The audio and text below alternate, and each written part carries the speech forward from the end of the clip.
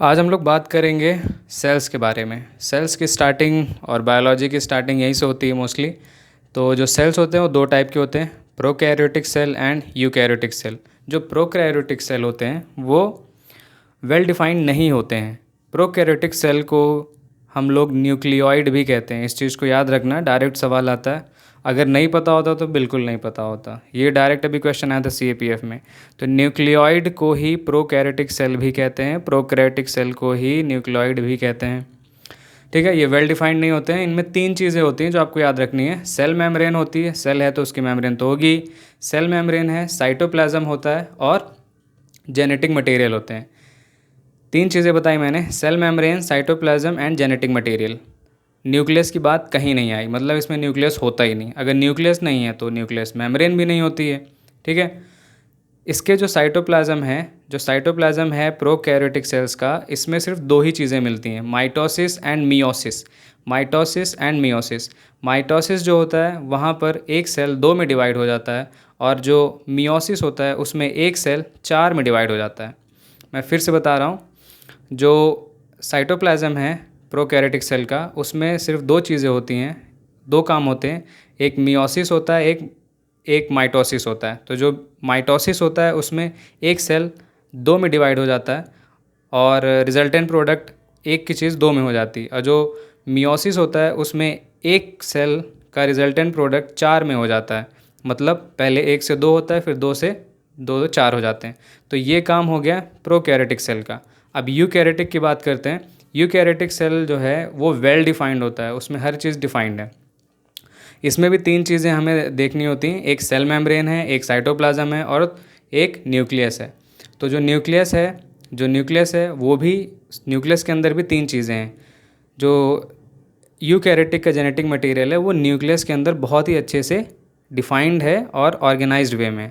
तो न्यूक्लियस के अंदर तीन चीज़ें हैं, न्यूक्लियोप्लाज्म, न्यूक्लियोलस एंड क्रोमोसोम। तो जो न्यूक्लियोप्लाज्म है उसे हम कहते हैं living part of the nucleus.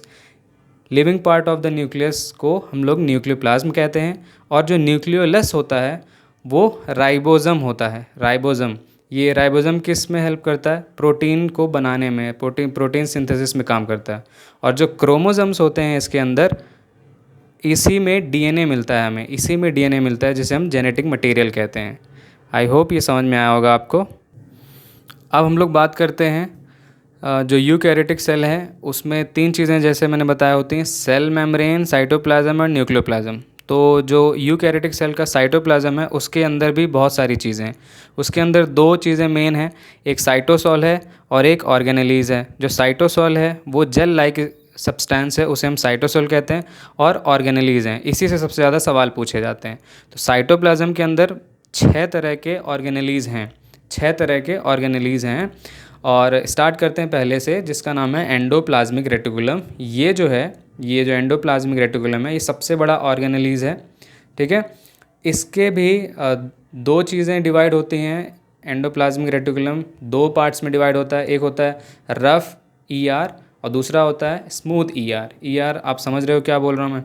तो रफ ईआर जो है वो प्रोटीन को सिंथेसिस भी करता है और ट्रांसपोर्ट भी करता है। जो एंडोप्लाज्मिक रेटिकुलम का काम है वो काम है कि वो चीज़ों को ट्रांसपोर्ट करता है, इधर से उधर ट्रांसपोर्टेशन का काम है इसका। ठीक है, तो प्रोटीन को सिंथेसिस भी करता है और जो रफ ईआर है वो उसको ट्रांसपोर्ट भी करता है। जो स्मूथ ईआर है वो फैट और लिपिड को ट्रांसपोर्ट करता है। ठीक है, जो स्मूथ है वो फैट और लिपिड को, और जो रफ़ है वो प्रोटीन को ट्रांसपोर्ट करता है। मेन काम उसका ट्रांसपोर्टेशन का है। फिर दूसरा में चलते हैं, दूसरा है माइटोकॉन्ड्रिया। माइटोकॉन्ड्रिया जो है उसको हम लोग पावर हाउस ऑफ सेल भी कहते हैं। ये सेलुलर रेस्पिरेशन करता है थ्रू एटीपी। एटीपी का फुल फॉर्म है एडिनोसाइन ट्राइफॉस्फेट। तीसरी चीज़ है गोल्गी बॉडीज़। गोल्गी बॉडीज़ का काम है स्टोरेज का, और यही काम, सेम काम प्लांट्स में जो करता है उसका नाम है डिक्टोसम। ठीक है, चौथी चीज़ है लाइजोसम। लाइजोसम का काम है एंजाइम प्रोड्यूस करना, और इसे हम सुसाइड सेल भी कहते हैं। लाइजोसम का काम है एंजाइम प्रोड्यूस करना, यह भी अभी क्वेश्चन आया था। फिर पांचवा राइबोसम्स। राइबोसम्स जैसा भी बताया कि वो प्रोटीन को बनाने में काम आता है। और छठी चीज़ है, sixth thing is vacuoles. Vacuoles जो है it helps to provide the rigidity of the cell. Cells की रिजिडिटी को प्रोवाइड करता है। प्लांट सेल में वैक्यूल्स बहुत बड़ा होता है और सिर्फ एक ही होता है। अब हम लोग बात करते हैं प्लास्टिड्स के बारे में। प्लास्टिड जो है वो सिर्फ और सिर्फ प्लांट्स में होता है।